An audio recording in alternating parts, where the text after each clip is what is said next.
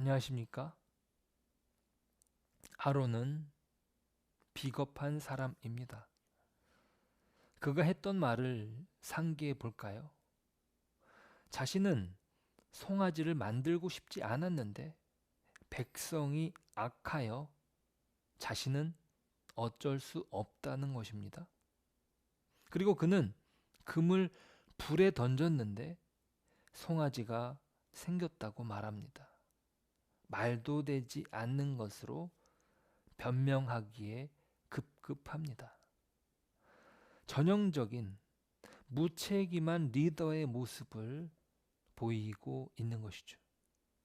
아마도 백성들은 아론에 대하여 매우 실망했을 것입니다. 그런 면에서 오늘 본문은 읽기가 불편합니다. 왜요? 아론을 위하여 거룩한 옷을 만들었다고 기록되었기 때문이죠. 자, 만약 이들에게 인사권이 있다면 과연 아론을 대제사장으로 임명할 수 있겠습니까? 솔직하게 저라면 반대했을 것입니다. 여론을 반영해서도 그렇고 조직의 리더로 적합하지 않습니다. 조직의 리더라면 아론은 어떻게 해야 됩니까? 백성들이 우상을 만들자고 했을 때 반대를 했어야죠. 백성들을 설득했어야 합니다. 너희가 하는 이 일이 하나님을 배반하는 일이다. 정말 하나님 편에서 자신의 목숨을 걸고 지켰어야 합니다. 차라리 나를 넘고 가라. 너희들이 정령 송아지를 만든다면 나를 죽이고 가라.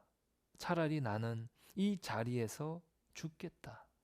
이렇게 했어야 하는 것 아닙니까? 그래야 진정한 리더인 것이죠. 모세야말로 진짜 리더인 것입니다. 자, 그런데 아론이라뇨? 어떻게 아론이 대제사장이 될 수 있단 말입니까? 비겁한 대제사장을 어떻게 받아들여야 하냐 이 말이죠. 자, 사실 이것은 제 마음속에서 나오는 소리입니다. 리더라는 기준에서 아론은 아닌 것입니다. 어떻게 아론이 대제사장이란 말입니까? 자, 이런 질문에 하나님은 답을 주십니다. 여호와께서 명령하신 대로 하였더라. 이것이 오늘 본문에서 4번이나 반복됩니다. 아론은 사람이 세운 것이 아니라 하나님께서 세우셨다는 것입니다. 하나님께서 사람을 세우는 것에는 어떤 기준이 없습니다. 오직 기준이 있다면 그것은 하나님 자신입니다. 다른 기준으로는 모든 것이 결격이라 할지라도 하나님을 통과하면 그는 대제사장으로 세워지는 것입니다. 이것이 복음입니다. 복음은 어떤 기준으로 사람을 살리는 것이 아닙니다. 사람을 살릴 만한 기준을 말하는 것이 아니죠. 대제사장은 하나님 앞에 백성들을 중보하는 자입니다. 사람들과 하나님 사이에 중보하는 것이죠. 여기에서 가장 중요한 기준은 하나님입니다. 자, 그러니까 아론은 하나님을 통과하여 대제사장 아론이었던 것이에요. 죄 많은 사람 아론을 하나님께서 받아주심이 아론이 대제사장 된 기준일 뿐입니다. 그가 대제사장이 되기 위해서 어떤 코스를 거치지 않았습니다. 그는 실패했고 넘어졌으며 자신의 바닥이 그대로 드러납니다. 비겁한 아론. 자, 성경은 아론의 비겁함을 감추지 않습니다. 제국의 역사가 아닙니다. 하나님 앞에서 사람이란 어떤 존재인가 말해주죠. 아론뿐만 아니라 모세라도 예외가 아닙니다. 모세는 나중에 화를 냈다가 가나안 땅으로 들어가지 못합니다. 그의 한계도 분명히 존재하죠. 사람은 여전히 죄인입니다. 우리는 우리가 생각하는 것보다 더 악한 존재라는 사실을 기억해야 됩니다. 그곳에서 하나님께서 뿌리시는 복음의 씨가 심기어집니다. 사람이 악하다. 그것이 복음의 씨가 뿌려지는 밭이에요. 자, 자연적인 원리로는 죽어야 하는 씨가 열매를 맺습니다.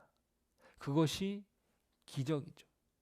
자, 그리스도께서 그러셨습니다.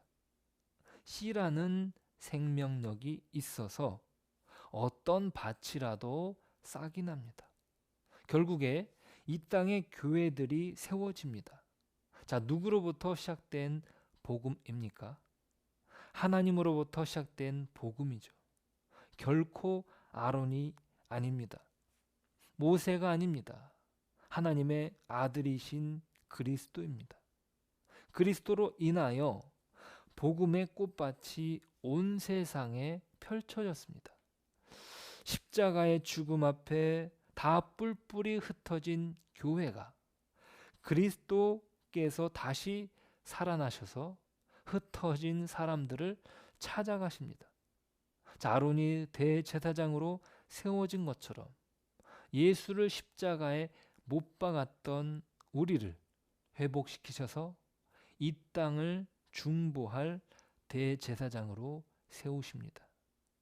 이것이 복음의 역사요, 그리스도께서 가져오신 하나님 나라입니다. 그리스도 안에서 아론은 하나님의 자녀입니다.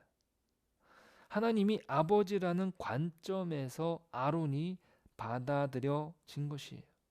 그가 비겁하더라도 그는 대제사장입니다. 자격을 갖추는 것이 아니라 아버지 품 안에 있어야 합니다. 복음은 자격을 갖추는 싸움이 아니라 아버지 품 안에 안기는 문제입니다. 자신의 충신을 사지로 내몰았던 다윗도, 1000명의 아내를 거느린 솔로몬도, 예수님을 모른다고 3번이나 부인한 베드로도, 그리스도인을 잡아서 죽인다고 쫓아다녔던 바울도 다 하나님의 자녀입니다. 나는 오늘 하나님의 자녀로 복음을 누리고 있는가? 이것을 묻는 것이 솔직한 질문입니다. 다른 사람도 마찬가지로 하나님의 자녀로 살아가는 것이죠. 어떠하든지 어떤 모양이든지 복음을 누리는 만큼 오늘을 만족할 수 있습니다. 기억하십시오. 우리에게 주어진 소중한 선물은 하나님 자신입니다. 기도하겠습니다. 하나님, 배신자 아론도 하나님이 세우신 대제사장입니다. 하물며 그리스도께서 우리를 위해 돌아가신 대제사장 아니겠습니까? 하나님, 우리를 위하여 예수 그리스도를 보내주시고 우리를 구원하신 은혜에 감사드립니다. 하나님, 우리가 그 은혜로 하나님의 자녀가 되었고 하나님의 복을 누리고 있습니다. 이것을 기억하고 오늘도 하나님 안에 머무는 하나님의 자녀로 살아가는 그런 저희들이 되게 하여 주옵소서. 예수님의 이름으로 기도드립니다. 아멘.